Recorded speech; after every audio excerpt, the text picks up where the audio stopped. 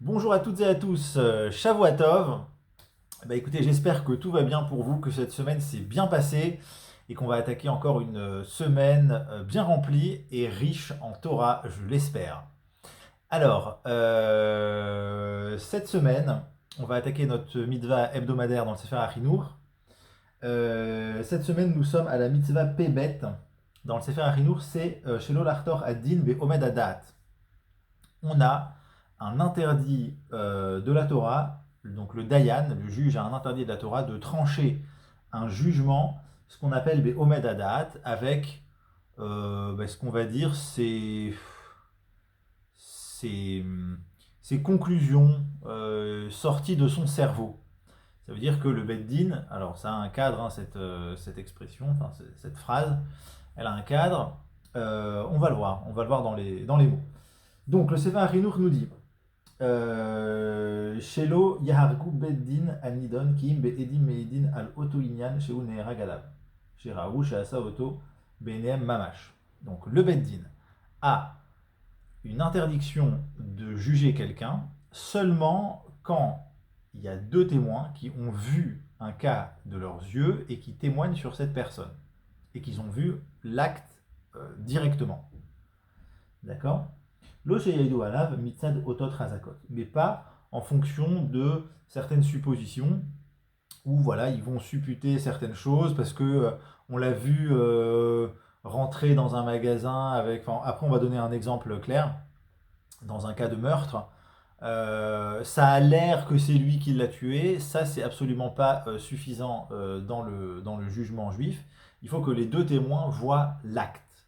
Tant que l'acte n'est pas vu, ça ne fonctionne pas. Le Badi ne peut pas le juger et il va s'appeler. Donc Valzen et Emar, sur cette chose-là, il est dit Venakiv et Tzadik, Al Taharog, c'est donc Venakiv et Tzadik, un propre et un Tzadik, quelqu'un de juste, Al Taharog, ne tue pas. C'est donc notre pasouk chez nous dans Shemot Kaf Gimel Zayin.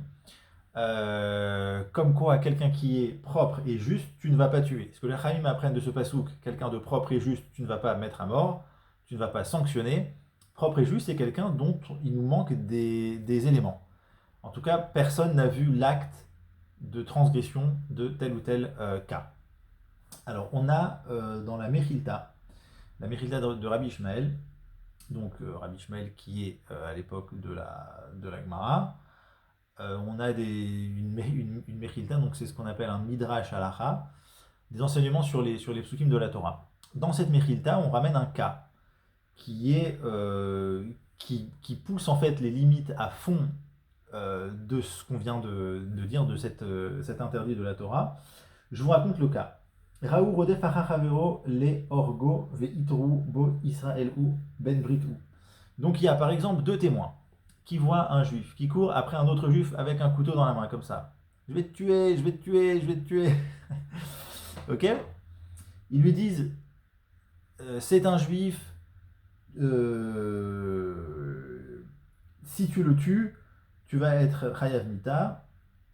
Donc il le voit, il est en train de passer. Mais à un moment, ve'elim ou enem chez l'oraou be'akoto oto. Il y a un moment où, par exemple, il le voyait, il était en train de courir après l'autre, et à un moment, il y a eu un mur, par exemple. Donc ils n'ont pas vu l'acte où il l'a planté avec le couteau. Suite à ça, Umatsu Miyad Haroug ou Meparper, Vasaïf Matif Dam Miyad Aoreg. Donc ils ont trouvé, donc ils ont été par après les deux témoins voir ce qui se passe. Ils voient le type par terre en train de frétiller, là, peut-être il est en train de mourir. Et celui qui lui courait après avec le couteau, il le voit avec le couteau dans la main plein de sang.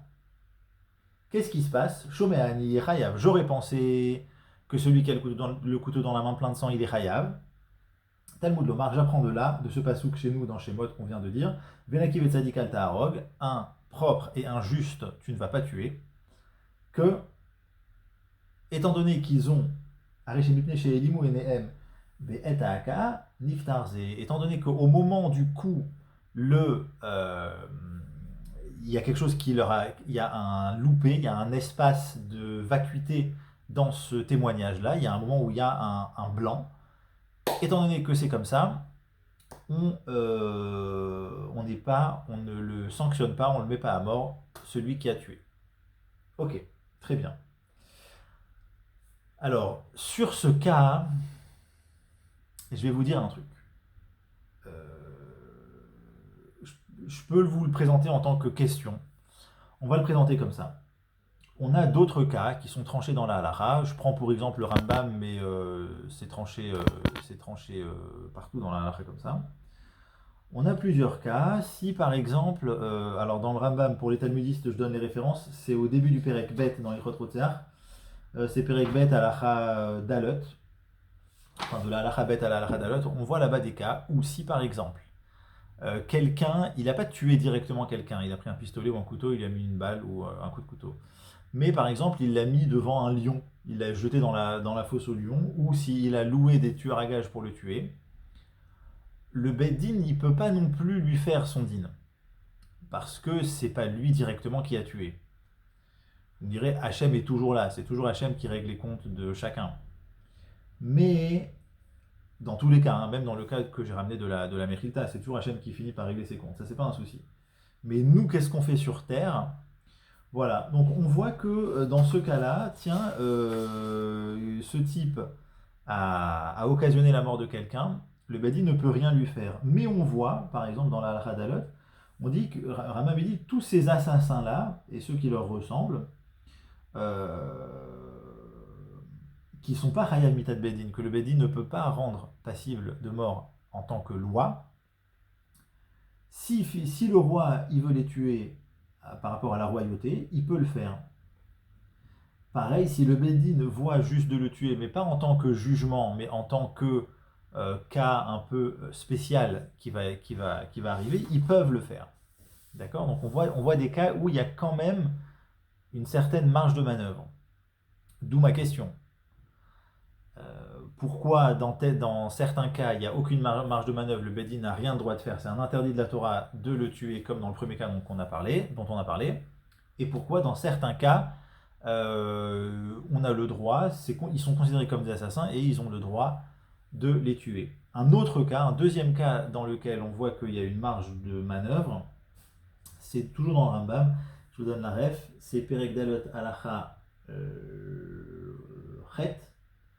On ramène un cas où si par exemple quelqu'un tue des gens, mais il n'y a pas deux témoins, par exemple il n'y a qu'un seul témoin, ou alors que les deux témoins dont on a besoin se sont contredits à certains moments dans la phase donc dans les bdikot mais pas dans les chakirot, donc dans la phase de questions que le Beddin leur pose. Donc quand bien même, donc étant donné qu'on ne peut pas appliquer la sanction à cette personne-là qui a tué, parce qu'il y a un bug quelque part dans le Beddin, dans le protocole de témoignage, quand bien même on a un cas où le Beddin va mettre hors d'état de nuire cette personne-là et va occasionner l'anéantissement de cette personne. Comme si note les kippas, bon, il y a tout un truc sur ça. Mais en tout cas, le Beddin a une certaine marge de manœuvre.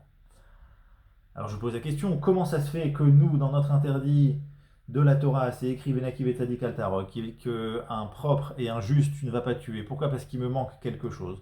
Alors que ici aussi, voilà, il manque dans le témoignage, dans le protocole du Beddin, il manque quelque chose. Et pourtant, j'ai oui le droit de le mettre hors d'état de nuire.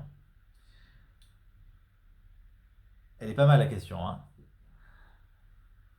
Alors écoutez la réponse.